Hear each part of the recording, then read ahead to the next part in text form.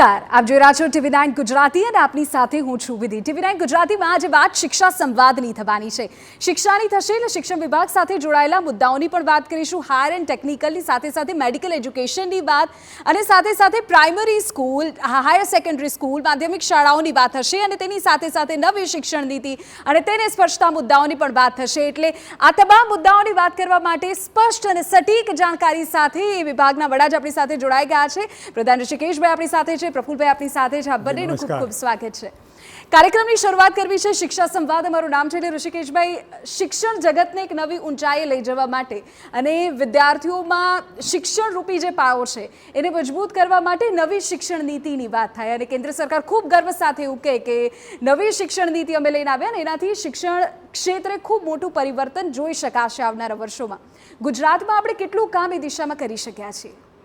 જ્યારે નવી શિક્ષણ નીતિની વાત નીકળી છે ત્યારે કદાચ મેકોલો વખતે અંગ્રેજ શાસનમાં જે પ્રમાણેની શિક્ષણ નીતિ એમને જે દાખલ કરી એ વખતના ગવર્નન્સની અથવા તો એ વખતની ગોરી સરકાર કે જે આપણા ઉપર હુકુમત કરતી હતી એને અનુરૂપ એ આસપાસ એ શિક્ષણ નીતિ એમને લાવ્યા ને એ પ્રમાણે અમલ કર્યો।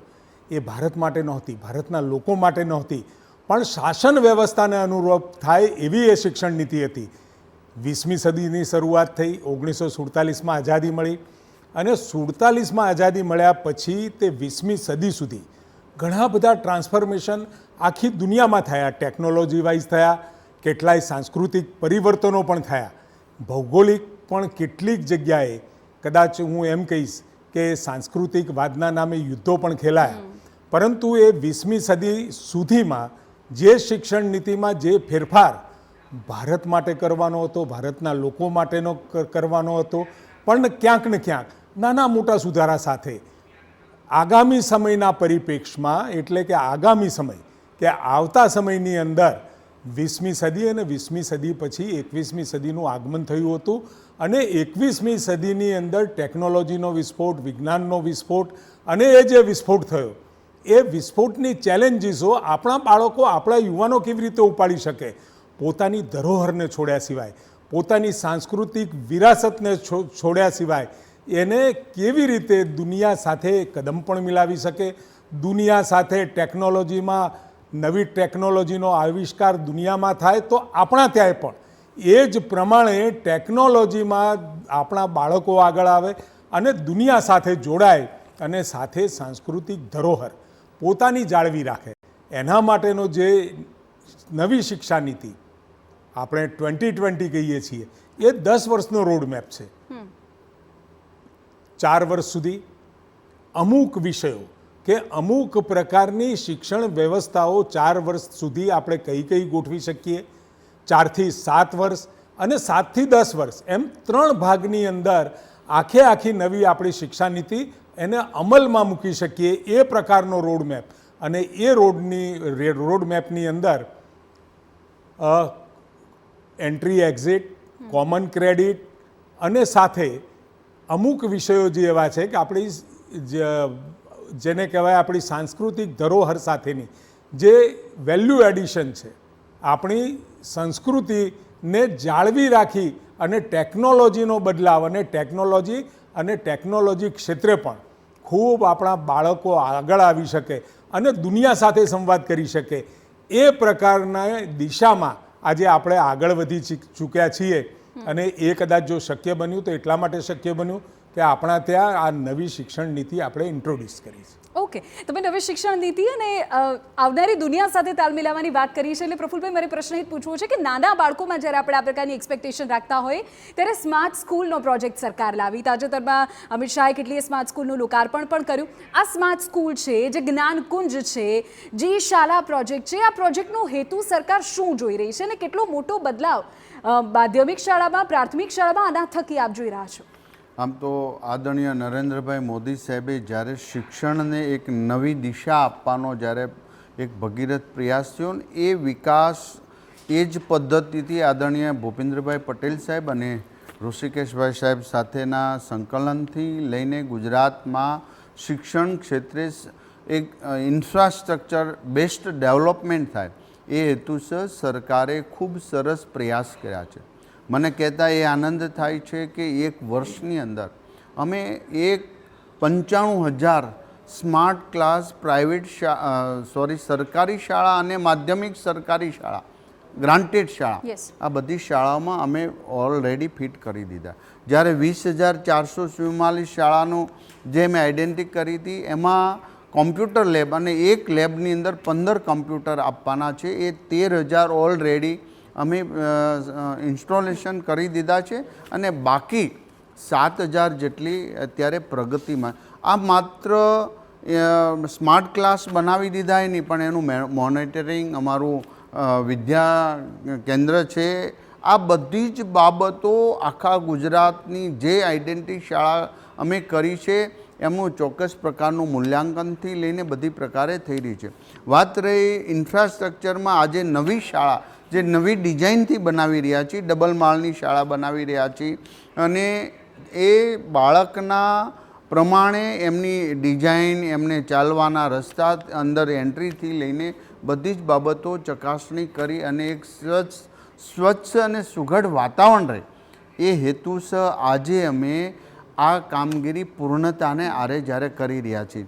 ઘણીવાર એવું બની રહ્યું છે કે સ્માર્ટ શાળા, સ્માર્ટ ક્લાસ અને મીડિયા દ્વારા તમે ઘણીવાર, પણ આજે અમારી લગભગ 6,000 જેટલા ઓરડાઓ બની રહ્યા છે. આ શાળાઓ માનો કે 300-1100 શાળા તો અમે ઓલરેડી ડિમોલેશન કરેલી છે. એ શાળા બનાવવા માટે ત્યાં સુધી બાળકો બીજે શિફ્ટ કરેલા છે. એટલે આજે મને કહેતા આનંદ થાય છે કે આદરણીય મુખ્યમંત્રીશ્રીએ અને અમારા બજેટમાં સંપૂર્ણપણે ઘટતા ઓરડા અને ઘટતી સુવિધાને પૂર્ણ રીતે બજેટમાં એનો સમાવેશ કરી દીધો છે. હવે વર્કનો જે સમય લાગે એટલો જ સમય આપણે ઇન્ફ્રાસ્ટ્રક્ચર ડેવલપમેન્ટમાં આગળ વધી રહ્યા છીએ. ઋષિકેશભાઈ, જ્યારે સર્વાંગી વિકાસની વાત થઈ રહી છે ત્યારે બાળકો શાળાએ જાય એની સાથે સાથે હાયર એન્ડ ટેકનિકલ એજ્યુકેશનમાં પણ આપણે જોઈએ તો શૈક્ષણિક સંસ્થાઓનું સ્તર અને શિક્ષકોનું સ્તર એ બંનેની ગુણવત્તા ઉપર રાજ્ય સરકાર કેટલું ભાર આપી રહી છે. આપણે નેક એક્રેડિટેશનની વાત કરીએ કે પછી શિક્ષકોના પરફોર્મન્સ લેવલની વાત કરીએ તો એ દિશામાં રાજ્ય સરકાર અત્યારે કાર્યરત છે. આ વખતે છેલ્લા 1 વર્ષની અંદર 2 ખૂબ મોટા ઇનિશિયેટિવ રાજ્ય સરકાર દ્વારા લેવામાં આવ્યા છે. કોમન યુનિવર્સિટી એક્ટ અને સાથે જીકેશ. કદાચ છેલ્લા કેટલાક સમયની અંદર નાના મોટા વિવાદો બંનેના કારણે થયા. બહુ વિરોધ થયો.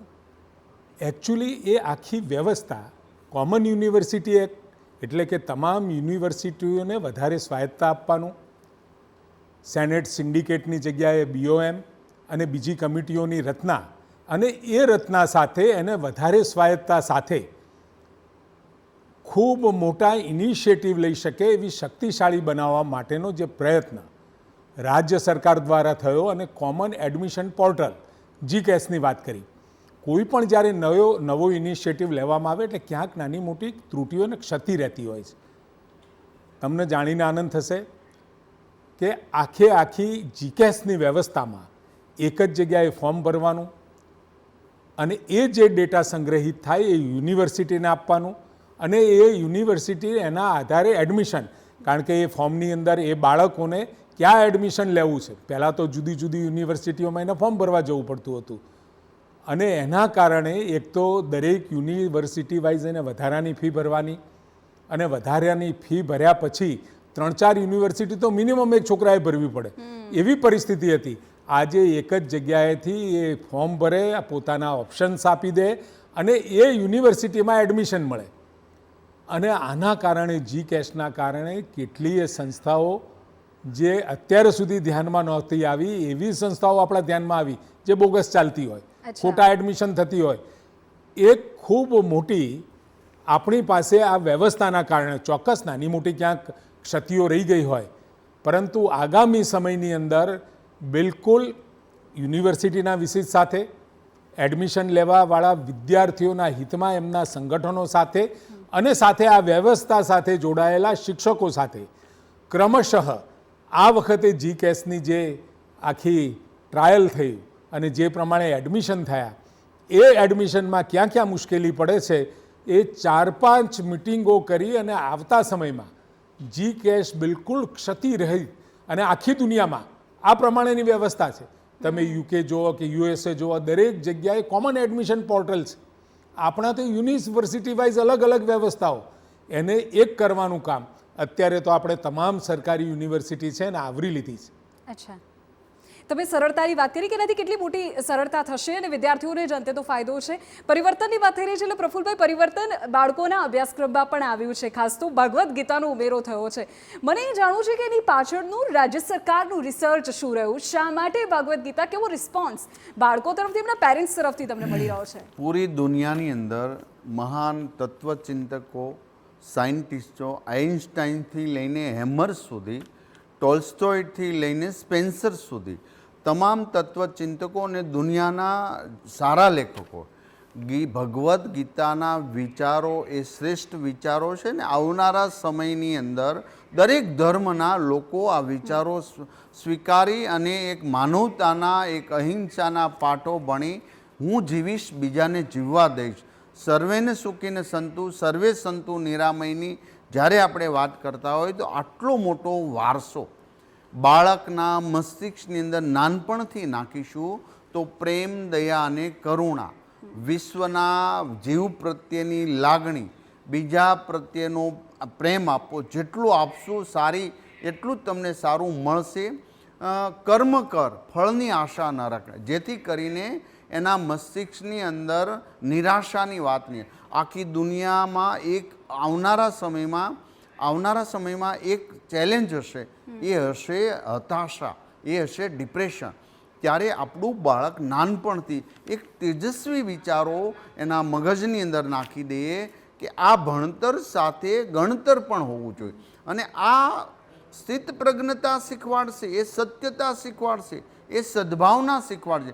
એટલા માટે ગીતાના સારા શ્લોકો લઈ ધોરણ 6 થી 12માં ભાગ 1, ભાગ 2 અને ભાગ 3 એ રીતે આ વખતથી અભ્યાસક્રમની અંદર દાખલ કરવામાં આવ્યો છે. મને વિશ્વાસ છે આદરણીય નરેન્દ્રભાઈ મોદી સાહેબે જેમ યોગને વિશ્વના ફલક પર લાવ્યા, ભારતીય સંસ્કૃતિએ આપેલી ભેટ છે અને દુનિયાના કોઈ પણ ધર્મના વ્યક્તિ યોગ કરી શકે છે, એમની ભાષામાં પ્રાર્થના કરી શકે, પૂજા પદ્ધતિ જે હોય તે વિચાર શ્રેષ્ઠ છે. એ જ રીતે આવનારા સમયમાં આ જ ગીતાના વિચારો યુનોની અંદર વિશ્વના લોકો સ્વીકારશે, કારણ કે આ સદ્ભાવના છે, આ પ્રેમ છે, આ કરુણા છે અને આ દયા છે.